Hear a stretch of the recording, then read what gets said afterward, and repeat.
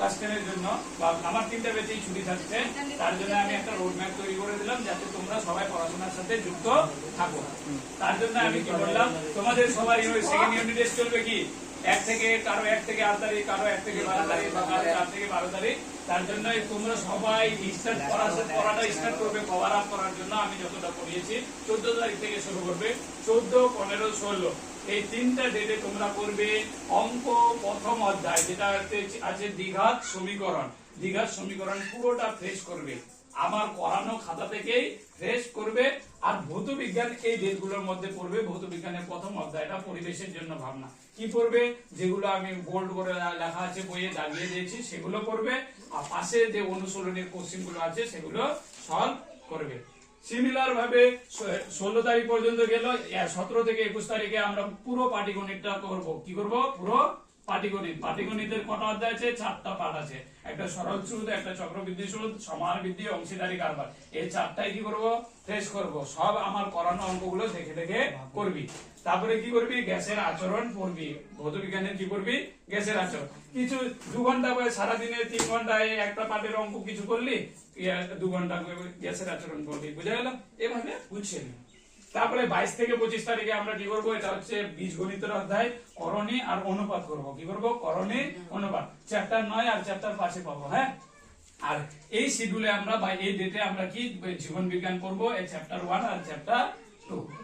তারপরে 26 থেকে 27 তারিখ ত্রিকোণমিতিক আমি একটাই অধ্যায় করিয়েছি, 23 নম্বর অধ্যায়টা।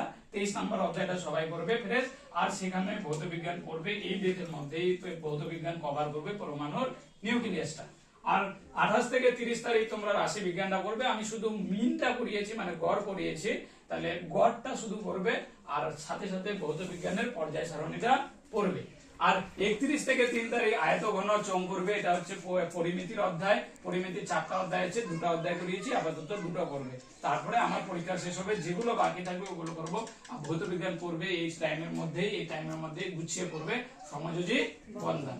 আর 4 থেকে 7 তারিখ পড়বে তাপের ঘটনাসমূহ। জীবন বিজ্ঞান পড়বে 3 আর 4 অধ্যায়টা। বুঝা গেল? 3, 4 অধ্যায় তো এই পরীক্ষায় আছে। কিছুটা তো অনেকে রেডি হয়ে থাকবে, আর কিছুদিন পরে ভুলতে 4, 7 তারিখে আবার রিভিশন হয়ে যাবে। বুঝা গেল? তাহলে পুরো এটা হচ্ছে রোড ম্যাপ, পুরো 1 মাস। কি বললাম? উইদাউট খাতা। After 7 September not allow. বুঝা গেল? তাহলে উইদাউট খাতা 7 সেপ্টেম্বরের পরে কারো অ্যালাউ হবে না। খাতা নিয়ে আসতে হবে। পরিবেশের এই যে ভৌত বিজ্ঞান জীবন বিজ্ঞানের বললাম, এই ভৌত বিজ্ঞান জীবন বিজ্ঞানের কাজ কি, যেগুলো বোর্ড করে দাগিয়ে দিয়েছি ওই ডেফিনেশন গুলো মুখস্থ করবে।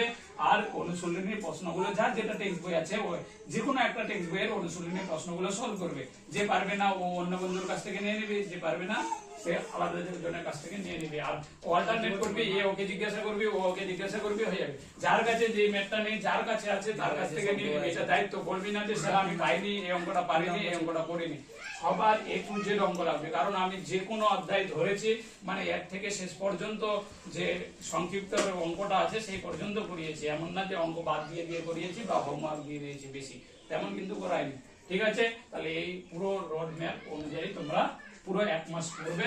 আমি ইনশাআল্লাহ সবকিছু ঠিকঠাক থাকলে 7 সেপ্টেম্বরের পরে পড়াবো। হ্যাঁ, বুঝা গেল? তাহলে আমি 7 সেপ্টেম্বরের পরে পড়াবো। ঠিক আছে, এটাই বলার ছিল। এভাবে পড়লে আজকে